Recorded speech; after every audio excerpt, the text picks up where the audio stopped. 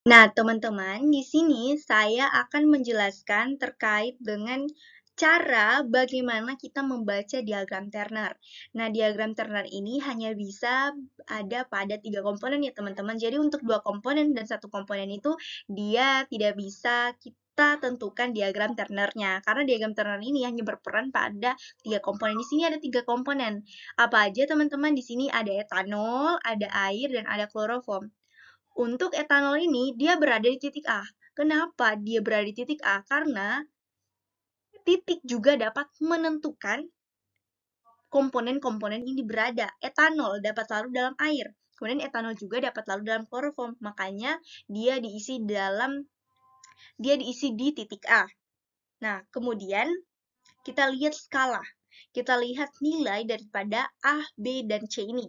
Untuk A, itu dimulai daripada 10% sampai 100%. Kita lihat arah panahnya ke atas. Kemudian, untuk skala B. Untuk skala B, kita lihat panahnya ke bawah.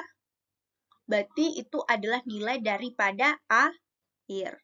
Kalau misalnya untuk skala daripada C, panahnya dari kiri ke kanan.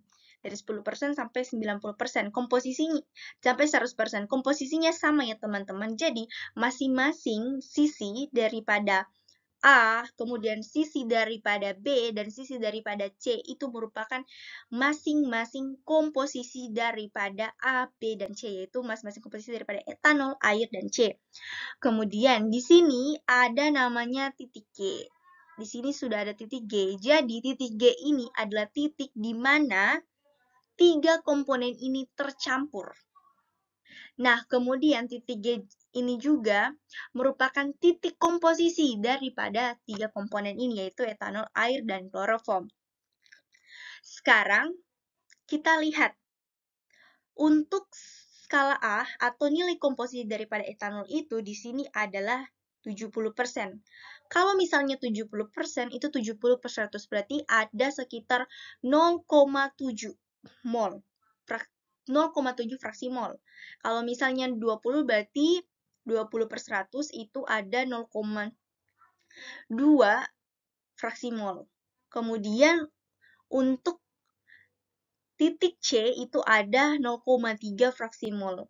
Berarti untuk etanol dengan 0,7 fraksi mol dengan air 0,2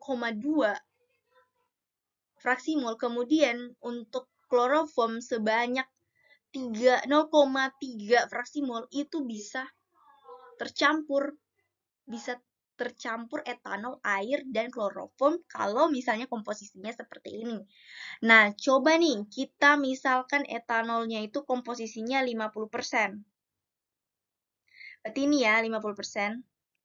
Kemudian untuk B-nya juga kita kasih 60%.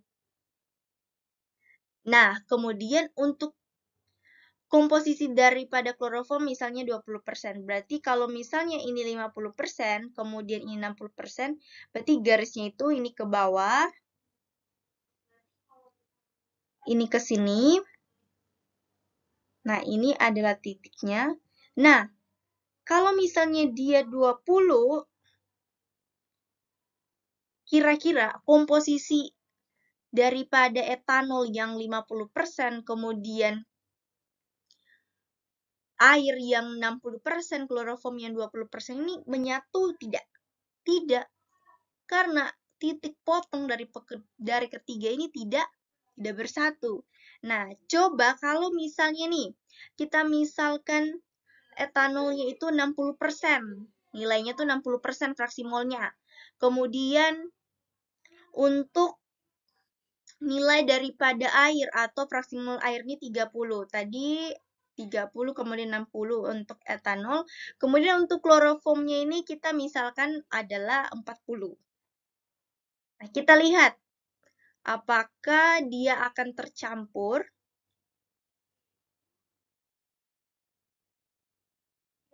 Benar, dia akan tercampur, teman-teman. Ini adalah titik. Titik di mana etanol, air, dan kloroform ini dapat tercampur. Nah, begitulah cara kita membaca diagram Turner untuk dapat mengetahui di komposisi berapa sih etanol dan air dan serta kloroform ini dapat tercampur. Terima kasih.